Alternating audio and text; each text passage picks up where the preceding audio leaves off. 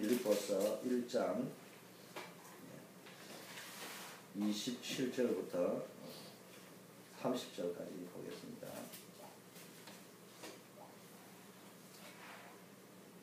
오직 너희는 그리스도 복음에 합당하게 생활하라. 이는 내가 너희를 가거나 떠나 있으나 너희가 일심으로 서서 한 뜻으로 복음의 신앙을 위하여 협력하는 것과 아무 일에든지 대적하는 자를 인하여 두려워하지 아니하는 이 일을 듣고자 함이라. 이것이 저에게는 멸망의 빈거요 너에게는 구원의 빈거니 이는 하나님께로부터 난 것이니라. 그리스도를 위하여 너에게 은혜를 주신 것은 다만 그를 믿을 뿐 아니라 또한 그를 위하여 고난도 받게 하심이라. 너희에게도 같은 싸움이 있으니 너희가 내 안에서 공부하여 이제도 내 안에서 듣는 바니라. 예, 그리스도인답게 사는 생활 라는 제목으로 말씀을 나누려고 합니다. 오늘 30절에 보니까 너희도 같은 싸움이 있다. 이 싸움을 싸우라 했습니다. 우리가 복음에 합당한 생활, 다른 말로 하면 그리스도인답게 사는 생활입니다. 전도자답게, 목사답게, 성도답게, 복음 가진 자답게 살아가라는 말입니다. 그러기 위하여 세 가지 싸움을 싸우라고 했는데, 먼저 배경을 보면요, 빌립보 교회는 말로 하자면은 마케도니아 왕 필립 2세라는 사람이요, 자기가 그쪽에 분봉 왕이 되면서 그곳에다 사람을 집단으로 이주를 시키고요, 말로 하자면 이주민들이 모여가지고 만들어진 도시가 뭡니까? 빌립보 교회입니다. 그래서 자기 이름을 따서 빌립보다 이렇게 도시 이름을 지었는데, 나중에 이 도시가 아시다시피 로마의 식민지가 되어집니다. 그러다 보니까요, 로마 시민권이 이제 주어지게 되죠. 그러니까 굉장히 뭡니까? 정치적 도시면서도 약간 우리가 말하는 이 정치적 도시는 좋은 것도 있지만은 또 좋지 않은 의미도 있잖아요. 거기에 여러 가지 뭐라 할까, 수단, 방법, 뭐 인본주의 이런 것들이 많을 수밖에 없고요. 그 다음에 이제 특권의식이 강한 지역입니다. 그리고 빌립보 지역은 또 로마의 군사적 전초기지였기 때문에 유럽과 아시아를 연결하는 중요한 통로, 또 마케도니아의 첫 성, 또 다른 말로 유럽의 첫 성이기도 하고요. 오늘날 여러 민족이 모여 살았던 뭡니까? 헬라인, 로마인, 아시아인들 이런 사람들이 유입이 돼가지고 있었기 때문에 지금 미국의 다민족 사회 이루듯이 다민족들이 많이 모여 있습니다. 그래서 그들이 가지고 있는 종교, 우상, 사상, 철학들이 막 유입되어져 있는, 말로 하자면 지금 미국과 같은 그런 도시가 빌립보 지역입니다. 그럼 영적인 의미, 그 안에 여러 가지 의미들이 들어있단 말이에요. 이런 도시였고요. 그 다음에 빌립보 교회의 신앙적 배경은 아시다시피 이 바울이 2차 전도 여행 중에 뭡니까? 자주상자 루디아를 통해서 뭡니까? 집에서 시작되어진 교회입니다. 그리고 이제 최초의 신자라고 할 수 있는 빌립보 감옥의 간수와 그의 가족들이 빌립보 지역의 성도들이 구성 요원들이었습니다. 이렇게 이제 좀 큰 무리는 아니었지만 적은 수로 출발했지만은 바울이 굉장히 애정을 가지고 있었던 교회가 빌립보 교회였고, 또 이 교회는요 좀 가난했지만은 늘 바울이 복음을 전해줬기 때문에 바울에 대한 애정이 또 강했고요, 또 복음에 대한 애정들이 강했고, 아시다시피 유럽에서 세워진 최초의 교회였다고 되어 있습니다. 이런 상황이니까 빌립보 교회가 나름대로는 믿음을 유지하고 있었지만은 빌립보 교회 교세가 그렇게 막 굉장히 강하고 이런 것은 아니었던 것 같아요.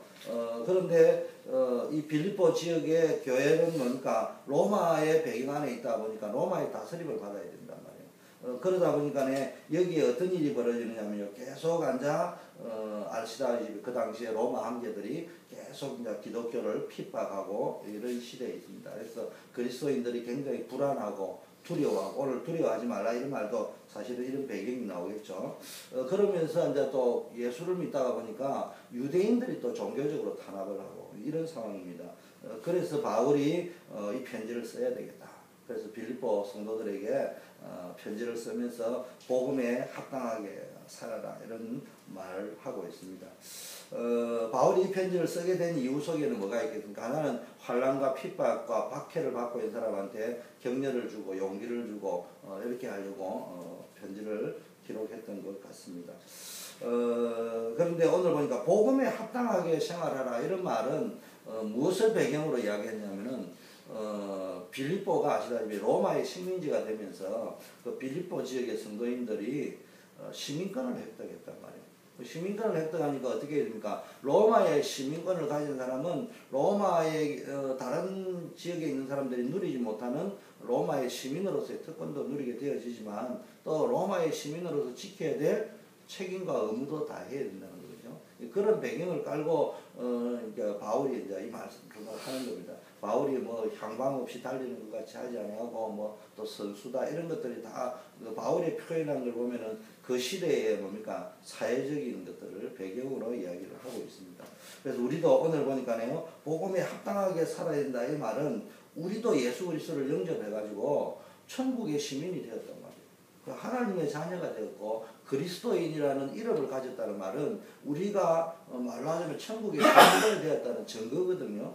그렇다면 우리는 어떻게 하냐 하나님의 자녀로서의 특별한 신분과 권세를 우리에게 주어졌기 때문에 이것을 제대로 누리고 살아야 됩니다. 그래서 굉장한 자부심과 이런 것들이 있어져야 됩니다. 그리고요 하나님의 나라의 특권을 향유하는 자이기 때문에 당연히 또 뭐 가져야 될 뭐가 있습니까? 하나님 나라의 의무와 책임을 다하고 우리는 살아야 됩니다. 그래서 그리스도인은요 그 의무와 책임이 뭡니까? 늘 복음에 순종해야 되고요. 또 그 복음을 위하여 우리가 살아가야 되는 것입니다.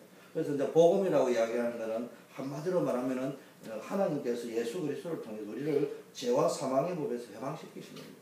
그리고 사단의 권세에서 우리를 건지시고요. 하나님 만나는 영원한 길을 열어주셨습니다. 이 기쁜 소식을 우리가 누려야 된단 말이에요. 근데 우리가 늘 죄에서 해방되어 복의 근원으로 부름을 받고 사단 권세에서 영원히 승리할 자로 하나님 만나는 자로 부름을 받아나고요. 늘 생각 속에 하나님 없는 것이 살아가고 늘 우리가 사단 권세 예수 그리스도 이름으로 조금만 영적 싸움을 싸우면 되는데 늘 얻어 터지고 잡혀있고 눌려있고 사단 밭될 수만 골라가면서 하고 있습니다. 그러면서 그러니까 우리는 죄와 사망의 법에서 해방되었다고 분명히 로마서에 적혀져 있잖아요. 그 언약을 붙잡고 이제는 뭡니까 우리가 구원받았다 하면 구원받은 겁니다. 죄와 사망의 법에서 해방됐다면 해방된 겁니다. 그러면 이제는 우리에게 일어나는 문제는 전부 축복으로 받아들여야 되는데 자꾸 생각이 옛날 생각이 잡혀져 있단 말이에요. 그래서 빨리 뭡니까 이 복음의 능력을 회복해야 됩니다. 신앙생활은요 지식이 아니에요. 윤리 도덕도 아니고요. 복음은 한마디로 말하면 능력이거든요. 그래서 복음은 죄인을 구원하시는 하나님의 능력이고요. 연약한 자를 성립케 하는 하나님의 능력입니다. 그래서 우리는 십자가의 십자가와 부활을 통해서 뭡니까 하나님 우리를 구원하시기로 하셨잖아요. 마지막 날에 재림하셔서 우리를 완벽하게 구원하실 것입니다. 그래서 우리가 오늘부터 우리 전 성도인들이 어디로 들어가도록 만들어야 되느냐. 우리 새벽 기도를 하는 목적이 뭡니까? 기도도 하는 거지만 성도를 위해서 24시간 등불을 누구 한 명이라도 밝히기 위해서 하는 것도 있지만은 또 한편으로 뭡니까? 하나님이 우리 교회를 향한 메시지를 찾아내야 되는데요. 복음에 합당한 생활입니까? 하나는 첫 번째는요. 교회 내적으로는요. 원리스가 되어야 됩니다. 가장 복음에 합당하게 복음 가진 자답게 성도답게 이렇게 살아가는 것은요 복음의 신앙을 위하여 서로 하나가 돼가지고 협력해야 돼요. 너희가 일심으로 서서 한 뜻으로 복음의 신앙을 위하여 협력하는 것이라고 했습니다. 여기 일심이라는 말은 한 마음으로 한 뜻으로 한 심령으로 단합되어져 있는 태도를 가지고요 원리스를 가지고 칼빈 선생이 칼빈 목사님이 이런 말을 했습니다. 단합은 교회의 우수한 덕목 중에 하나다. 한 마음과 한 뜻을 품는 것은 복음에 합당한 태도다. 칼빈이 이런 말을 했습니다. 그래서 바울도 빌립보 교회가요 외적으로 불어오는 밖에서 불어오는 박해와 핍박을 이기기 위해서 뭡니까 전 성도가 하나가 되기로 해요. 그래서 우리 교회도 뭡니까 계속 하나가 되는데 아시다시피 빌립보 교회는 굉장히 좋은 교회인데도 불구하고 나중에 보면요 좀 싸움이 있었습니다. 그래가지고 이제 특히 이제 이 남자들은 좀 건의의식 이런 게 강하잖아요. 그런 데서부터 사단에게 당하기 쉽고요. 여자들은 좀 약간 시기 질투들이 많은가 봐요. 그래가지고 빌립보 교회는 그것 때문에 안에서 싸움들이 좀 일어났습니다. 분쟁들이. 그래서 아마 이 말을 한 것 같아요. 밖에는 핍박이 있고 안에는 빌립보 교회에 이 다툼의 조짐들이 있고 이런 소식들이 있기 때문에 그래서 제일 첫 번째 이야기 싸우지 마라. 분쟁하지 마라. 우리가 뭐 해야 되느냐? 공동의 목표가 있으면 싸우지 않거든요.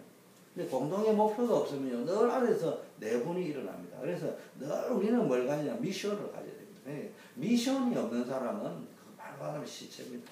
축복을 받을 수 있느냐 못 받을 수 있느냐는 신앙생활을 얼마나 열심히 하는 것도 있지만요. 미션을 가지고 하느냐 아니면 종교적 열심을 가지고 합니다. 그래서 뭡니까? 빌립보 성도들은요. 복음을 위하여 뭡니까? 서로 하나가 되어서 싸워야 됩니다. 근데 지금 교회가요. 이게 안 되지. 바뀔 빨리 우리는 뭡니까? 하나가 되어서 뭡니까? 이 미국 살리는 일에 하나가 되어질 수 있도록 우리 함께 기도해야 될 줄 믿습니다. 에베소서 4장 3절에도요. 평안에 매는 줄로 성령이 하나 되게 하신 것을 힘써 지키라. 이런 말을 했습니다. 어쨌든 그리스도인은 교회 안에서요. 하나가 되는 일에 힘쓸지게 하나님이 축복하는 겁니다. 근데 이렇게 보면은 저는 참 안타까운 게 두 가지 이유 있습니다. 하나는요. 구원받았으니까 구원의 기쁨과 감격도 있어야 되지만 신앙생활 하면서 축복을 받아야 될 거 아니에요. 근데 이 신앙생활을 어떻게 하느냐면 하는 짓은 축복 못 받을 짓만 하고요. 계속 종교적으로 무당식으로 신앙생활하고 불교식으로 신앙생활하고 종교적으로 신앙생활을 하고 있거든요. 보면서 안타깝다. 기도를 맨날 해도요. 교회를 분열시키고 분쟁시키고 하나 되게 하는 사람 저는 축복받은 사람 본 적이 없어요. 근데 조금 부족하고 뭐냐 또 우리가 뭐 어마어마한 돈을 뭐 버리는 건 아니더라도 정말로 교회를 하나 되게 할 적은요. 성격, 나이, 배경 상관없이요. 하나님이 이상한 일을 터뜨려 가지고요. 역사하시는 거예요. 그래서 진짜 우리는 뭡니까? 교회 안에서 천상천하의 유아 독조, 독불 장군식으로 신앙생활하면요. 그거는 정말로 사단의 앞잡이 노릇하는 겁니다. 그래서 우리가 늘 기도해야 될 것은 복음을 위하여. 오늘 보니까 복음의 신앙을 위하여 이런 표현을 했습니다. 복음의 신앙을 위하여라는 말을 속에는 여러 가지가 있습니다. 복음의 진리를 수호하기 위하여. 밖에서 변질시키려고 하는 게 많으니까. 그 다음에요. 복음, 잃어버린 복음을 회복시키기 위하여. 또는 복음 운동을 위하여 미션을 붙잡고요. 교회가 완전히 하나 되어지고 하나 되는 일에 쓰임 받아야 됩니다. 그래서 5 현장을 놓고 늘 우리가 이 5 현장에 미션을 놓고 거기 들어가기 위해서 성도를 하나 되게 만들어야 됩니다. 우리 뭐 제가 있다 보니까 뭐 제가 있던 데는 아무래도 제가 있던 모교회나 예원교회나 좋았던 면들만 많이 보게 되잖아요. 그때 예를 보면 우리 저 예원교회 정은재 목사님은 제가 수행노예 때부터 이렇게 봤잖아요. 참 그 좋은 성품을 가지고 계시기도 하지만은 워낙 이게 운동을 하셔서 그런지 뭐냐 키가 좀 세신 분이에요. 세시기 때문에 다른 사람하고 다른 뭐 여러 가지 기질들이 많이 있거든요. 그래서 항상 좋은 면만 있는 건 아니잖아요. 그런데요 이분이요 뭐에 하느냐 전도와 교회가 하나 되어지고 청년회가 하나 되어지는 일에 막 돈도 내고 시간도 내고 물질도 내고 막 이렇게 헌신을 하시는 걸 제가 많이 봤거든요. 그런데 이제 멀리서 보니까 굉장히 매력적인데 가까이서 보니까는 이게 생각보다 굉장히 강하신 분이에요. 자기가 굉장히 강하신 분이란 말이에요. 그 말을 하면 옆에 가까이 붙어 있으면은 직설적으로 이야기하기 때문에 상처도 꽤 많이 받을 수 있는 그런 말을 과감하게 하시는 분이란 말이에요. 그런데도 제가 그걸 보면서 뭘 느꼈냐면은 하나님이 쓰시는 데는 이게 성격도 상관없고 되게 하는 데는 이게 뭐 방법이 없는 거예요. 근데 이분이 뭐가 분명하냐? 미션이 분명하단 말이에요. 그래가지고 다른 분은 이래저래 하는지 모르지만 저는 그 어릴 때부터 봤잖아요. 이렇게 보니까 이분은 교회를 하나 되게 하는 일에 쓰임 받는 거예요. 그러니까 하나님이 축복하시는 걸 봤습니다. 그래서 진짜 우리가 뭡니까? 교회가 원리스 되어지고 복음의 뿌리 내려지고 전 성도 하나 되어지는 일에 우리가 헌신의 주역이 되면 좋겠다 이런 생각이 듭니다. 두 번째는요. 외적으로는 뭐 해야 되냐 핍박의 세력들을 두려워하지 마라. 그래서 영적 싸움을 싸우라 했습니다. 대적자를 두려워하지 말라고 28절에 아무 일이든지 대적하는 자를 인하여 두려워하지 않는 이 일을 듣고자 합니다. 저희에게는 멸망의 병거요 너희에게는 구원의 병거고 이건 하나님께서 난 것이다. 두려워한다는 말은요. 성도들이 자꾸 뭔 일이 부딪히면 자꾸 두려워하는데 우리는 그러니까 복음을 가지고 있습니다. 조금만 기다리고 있고요. 인내하고 기도하다 보면요. 하나님의 역사 일어나게 되어 있습니다. 진짜 큰 일이 일어나게 있습니다. 그 빌립보 교회는 교회 안에도 대적자들이 있지만 교회 바깥에서요. 대적자들이 많잖아요. 로마의 핍박, 유대인의 종교인들의 핍박, 적그리스도 막 이런 사람들이 그 시대에도 굉장히 많았던 것 같습니다. 그래서 우리는 뭡니까? 외부와의 영적 싸움을 싸울 적에 늘 뭡니까? 하나님의 계획을 붙잡아야 되고 하나님의 역사를 붙잡아야 돼요. 그래서 우리 교회가 또 해야 될 것은 바깥에 지금도 보세요. 지금 미국이나 유럽은 기독교 국가로 하기에는 이미 사상이 너무 변질되어져 있습니다. 이런 것들이 앞으로 계속 우리를 핍박하고 어려움 나갈 적에 우리가 뭐라고 했습니까? 또 사건과 문제. 마태복음 10장 28절에요. 몸은 죽여도 영혼은 능히 죽이지 못하는 자를 두려워하지 마라. 오직 몸과 영혼을 능히 지옥에 멸하시는 자를 두려워하라. 쉽게 말하면 하나님을 두려워하라는 말입니다. 또요, 여러분 민수기 14장에 정탐꾼들이 돌아왔을 적에요, 자신들에게 보고할 적에요, 그냥 야, 그 사람들 키가 크더라, 우리가 좀 생각을 단단히 먹고 가야 되겠더라, 그래도 하나님이 함께 하시지 않겠냐, 이래 말하면 되는데, 보고의 가장 결정적인 보고는 뭡니까? 자기 불신앙을 집어넣었어요. 우리는 막 메뚜기 같다 이래 이야기했습니다. 그 메뚜기 같다는 게 여호수아 갈렙이 뭡니까? 저들은 우리의 밥이라 이래 이야기했습니다. 한마디로 생각이요 다르단 말이에요. 우리는 늘 강하고 담대해야 됩니다. 우리 교회가 작다 크다. 저는 이제 혹시 너무 세게 자주 이야기하면 허풍 뜬다 할까 싶어서 조심하면서도 막 큰 소리 빵빵 치는 이유는요. 제가 이렇게 짧은 나이지만 교회를 이렇게 쭉 이렇게 보면서요. 교회는요, 그 사람이 돈이 얼마나 많으냐 자꾸 이야기하지만 별거 아닙니다. 하나님이요, 뭐 속된 말로요, 우리가 그걸 기대하는 건 아니지만 하나님이 이 교회를 쓰시려고 하지 진짜 돈이 필요하면 재벌 하면 보내면 끝나는 거예요. 그런 역사에 우리 뭐 그런 유치하게 우리가 기대하는 건 아니지만 제가 보니까 하나님 역사에 그런 사람 보내보니까 끝나는 거예요.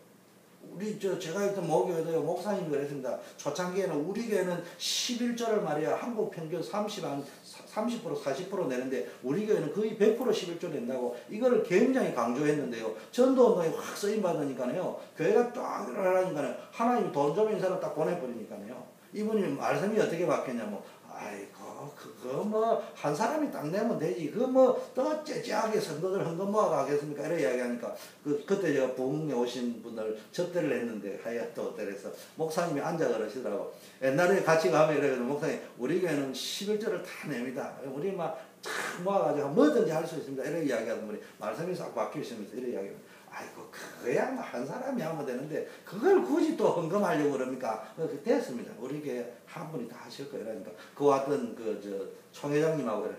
자기끼리 이야기하고, 나 또 한 사람 하면 다 된다 하잖아. 성경에 그대로 오신다. 그 무슨 이야기입니까? 정말로 하나님이 쓰실 적에는요, 한 명이면 끝나는 거예요. 그런 역사를 하나님이 일으킬 수 있기 때문에 우리는요, 교회 사이즈가 크다 작다 이런 게 중요한 게 아니고 진짜 하나님이 주시는 미션을 하늘 가지고 있느냐 우리 성도들이, 우리 교회가. 그래서 먼저 우리가 열심히 일을 해가지고 하나님이 막 축복하실 수밖에 없는 일을 하자, 이것도 중요하지만 제일 중요한 게, 저는 이 심장에 그냥 대못이 박혔듯이 우리가 심장에 못이 박혔다 이러잖아요. 한이 맺혔다 이러는데, 그 세상의 원한 말고 정말로 언약의 한이 팍 박혀버려야 돼요. 그러면요, 성도들도 축복받을 수밖에 없습니다. 그리고 강하고 담대할 수밖에 없어요. 그래서 진짜 우리가 현실만 보지 말고요, 믿음으로 바라볼 적에 하나님이 역사해 주실 줄 믿습니다. 다윗과 골리앗이 싸우는 것은요, 이건 뭐 두어트 보나만 안 합니다. 그런데요, 다윗이 결국은 이겼습니다. 왜? 하나님을 의지하고 나왔습니다. 다윗이요, 시편에 보니까 이런 말을 했습니다. 천만인이 나를 에워싸서 진을 쳐도 나는 두려워하지 않는다. 하나님이 나와 함께 하십니다. 이런 고백을 했습니다. 세 번째는 뭐 해야 되느냐? 개인적인 신앙생활에 뭐라고 했냐? 믿음의 싸움을 싸워야 됩니다. 쉽게 말하면 29절에 그리스도를 위하여 고난받는 생활. 그리스도를 위하여 너에게 은혜를 주신 것은 다만 그를 믿을 뿐 아니라 그를 위하여 고난도 받게 하십니다. 쉽게 말해 이 말은요, 다시 이야기하면 또 미션을 가지고 복음을 위하여 수고하고 복음을 위하여 헌신하고 복음을 위하여 고난받을 수 있어요. 우리는요, 십자가 이야기하면서 십자가의 고난은 안 받고 십자가의 영광만 자꾸 취하려고 하잖아요. 십자가 속에는 두 가지가 있어요. 하나는 고난이 있고 하나는 영광이 있는데, 무엇이 먼저였느냐? 고난이 먼저였습니다. 그 고난 받고 나서 3일 만에 부활한 겁니다. 그래서 우리는요, 정말로 복음을 위한 고난에 받는 생활을 해야 됩니다. 그래서 복음이 전파되어지는 것에는 언제나 박해가 있고 어려움이 있었습니다. 믿음의 선진들도 이 복음 때문에 많은 어려움과 핍박을 받았습니다. 그러나 세상이 감당치 못하는 자들이라고 했습니다. 우리도요, 진짜 신앙생활을 제대로 하는 믿음의 싸움을 싸우려고 하면 이 특권도 있지만은 그리스도 안에 있는 하나님의 자녀의 누림도 있어야 되지만 우리는 뭐예요? 그러니까 복음을 위하여 고난받는 것도 기뻐할 수 있어야 됩니다. 이게 진정한 믿음이고 참 믿음이고 복음의 가치를 아는 겁니다. 그래서 아까 빌립보 지역도 마찬가지고 지금 미국 같은 경우 물질 만능 시대가 돼가지고요. 지금 미국의 우상 중에 제일 1 우상이 뭐예요? 경제 허강입니다. 두 번째가 뭡니까? 지식, 실용주의입니다. 자기 기준으로 움직이는 실용주의. 실용주의란 말이 이름이 좋게 붙인 거예요. 실용주의. 근데 실용주의를 다른 말로 이야기하면 사사기 시대를 이야기하는 거예요. 그걸 실용주의랍니다. 이 편리한 속에요. 고난받는 거는 싫어하는 거예요. 그래서 교회가 뭡니까? 대형화 현상이 왔습니다. 그래서요, 지금 한국도요, 목사님의 인격도 필요 없습니다. 윤리, 도덕이 복음보다 앞서면 안 되지만, 그래도 목사님은 목사다운 인격을 가지고 있어야 돼요. 복음 가진 자다운 삶을 살아야 될 거 아니겠습니까? 그런데 인격도 필요 없고요. 뭐, 이 세상의 표준이잖아요. 캐논이라 하잖아요, 성경이. 그럼 구원의 캐논이기도 하지만 삶의 캐논이기도 한데 이런 건 없어요. 그러니까 옛날에는 성도들이 장로님이라면 고정수표잖아요. 그 자체가 수표인데 지금은요 장로님 사기꾼의 대명사 불신자들이 거죠. 이런 식으로 해석하고 있단 말이에요. 그건 뭐 술수의 대가 뭐 이렇게 뭐 보여주고 있는 이런 시대가 되어졌습니다. 한국 교회도 뭡니까? 왜 대형 교회를 하려고 합니까? 일단은 교회가 커져버리면요 그냥 목사님은 성공한 목회자 돼버리는 거예요. 그런 상황이 되니까 전부 교회를 키워보겠다고만 난리를 부리는 거지 진짜 제대로 복음 전해야 되겠다 이런 교회가 많지 않게 되어져 버리는 이런 시대가 되어버렸습니다. 그러다 보니까 교회는요 계속 문 닫습니다. 개척교회는. 왜냐? 고난받기를 싫어합니다. 요즘 또 현대교회는요 옛날에는 텐트 지나도요 교회를 하나 세운다는 의미에서 와가지고 개척교회 하는 사람은 어떤 의미에서는 아기자기하고 가족적이기 때문에 계시는 분도 있지만 제가 이래 본 분들 가운데는요 그렇지 않는 분이 많았어요. 나는 개척교회 하는 걸 좋아한다 라면서 나는 어떤 사람은 돈이 많아가지고 헌금을 내가 개척교회다 하지만은 그런 분이 아닌데도 개척교회에 대한 미션이 있는 분이 있더라고요. 고백을 하더라고요. 나는 교회를 세우는 일에 쓰임받고 이 귀하기 때문에 이 개척하는 데 가서 헌신을 하고 또 그런 분도 계시더라고요. 근데 요즘은 그런 분이 드문 것 같아요. 어쨌든 좀 품이 있고 좀 이게 뭐가 갖춰져 있는데 가가지고 내가 살아가는 구경꾼으로 그냥 있고 싶은 거예요. 좋은 거 그냥 향유하고 누리고 싶지 교회를 세워가려는 거예요. 그래서 저는 우리 성도들의 가슴에 뭐가 좀 품어지면 되느냐 모이는 것이 아니라 단순히 모이는 것이 아니고 교회를 세워가는 거예요. 그래서 큰 교회는 뭐가 있더라 이야기인데 그거는 교회가 조금씩 커지면요 뭐든지 할 수 있는 겁니다. 그래서 자꾸 프로그램에 잡히지 말고 교회를 세워갈 수 있는 거예요. 그래서 고난에 동참할 수 있는 복음에 합당한 생활. 결론을 맺자면요 복음에 합당한 생활은 딱 세 가지입니다. 복음 운동을 위하여 내부적으로는 협력해야 됩니다. 원리스 메이커가 됩니다.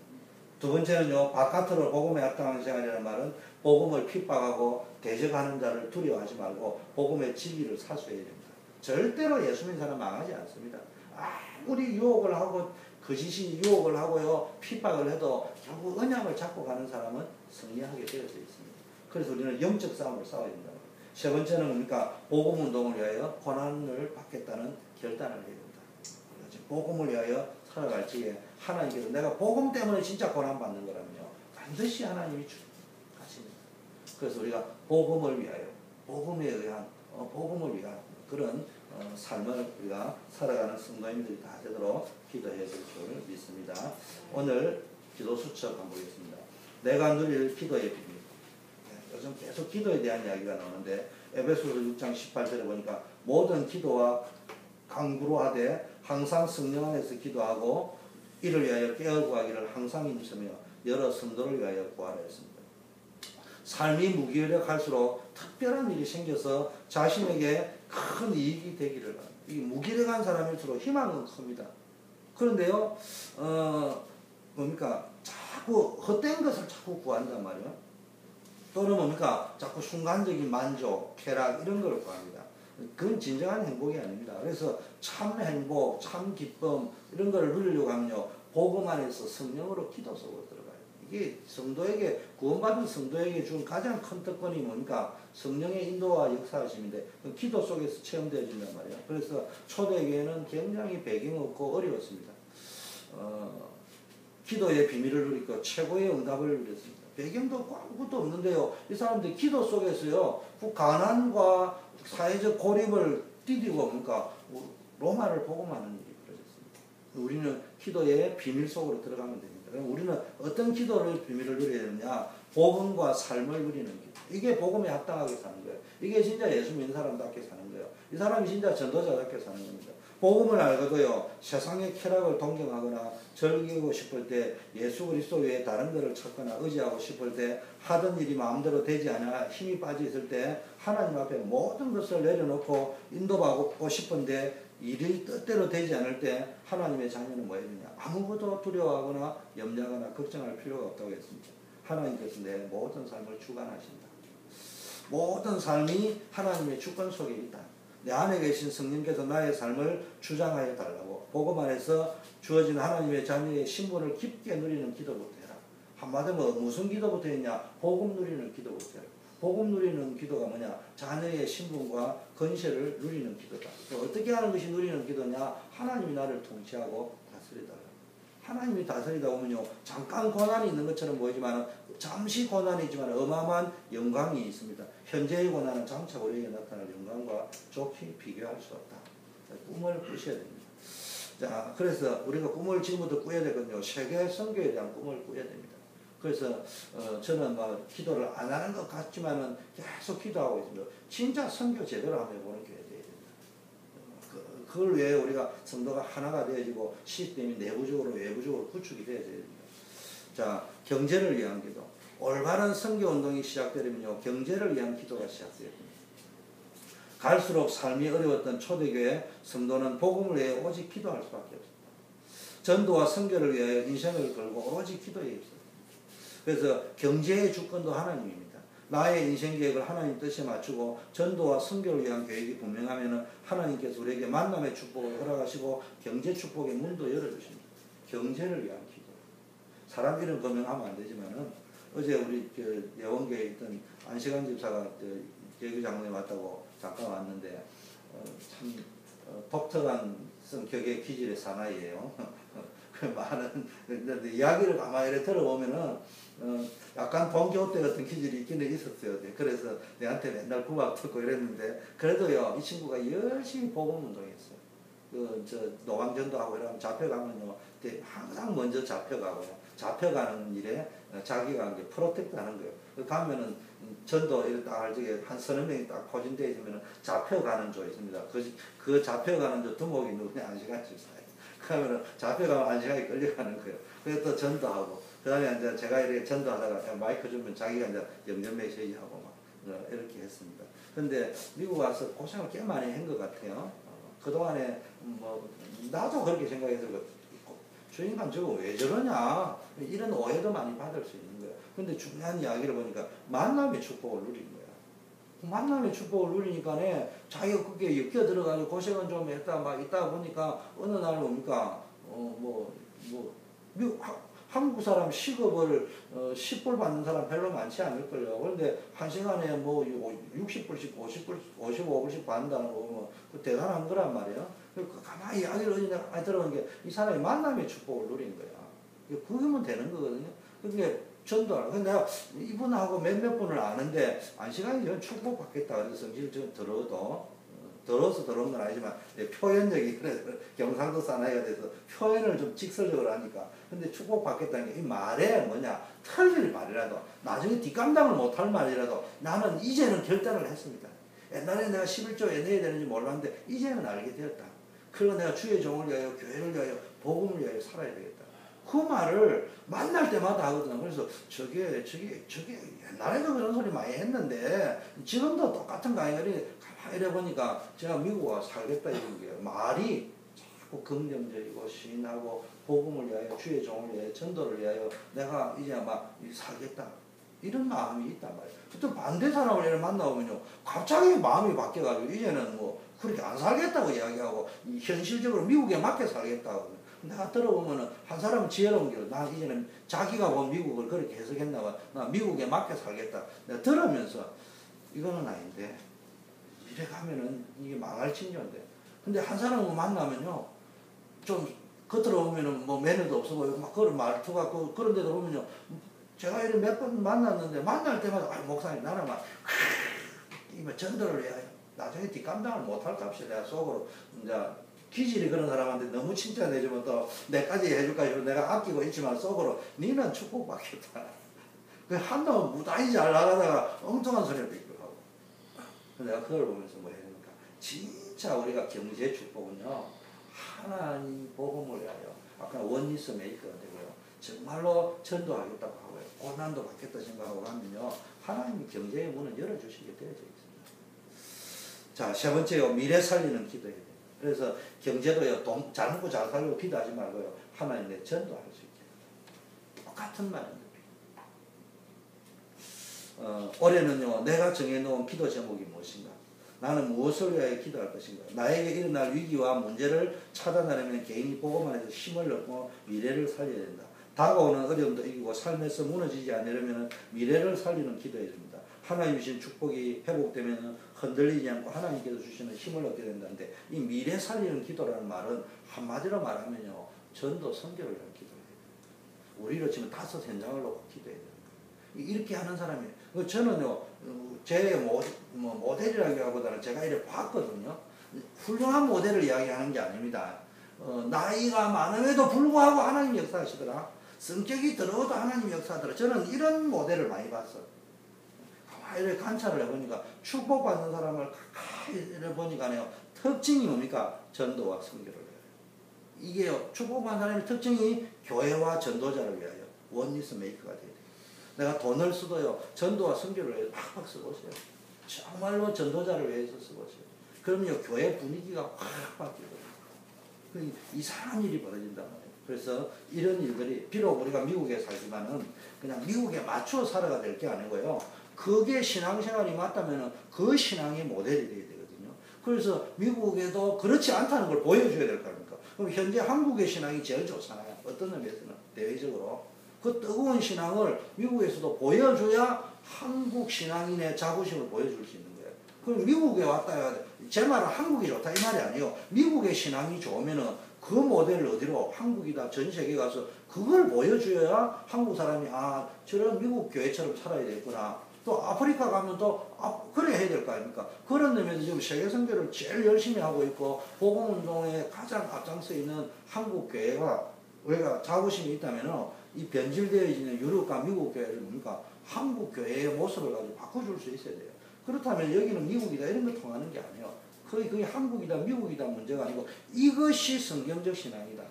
그걸 우리가 회복해 줘야 됩니다. 그래서 우리 초대교회가 이 일에 쓰임받을 수 있도록. 그러다 보면은 교회가 1000명이 될 거냐 500명이 될 거냐 10,000명이 될 거냐는 하나님 손에 달려 있습니다. 분명한 것은 500명이 되든 1000명이 되든 5000명이 되든 10,000명이 되든 하나님께서 전도하고 선교하는 거예요. 미국 살리는 교회로 진짜 저렇게 해야 된다. 그래서 저도 그래 되면 안 되겠지만 우리가 교회가 수만 명이 된다 하더라도요. 조건에 사로잡히지 말고 건의의식에 사로잡히지 말고 진짜 복음을 위해서는 그거 다 내려놓읍시다. 오직 전도와 선교를 달려가는 교회 모델이 되고 교역자의 모델이 되어줄 수 있도록 우리가 기도해야 될 줄 믿습니다. 우리 함께 기도하다가 돌아가는 시간을 갖겠습니다. 우리 오늘 주신 말씀처럼 내가 누릴 기도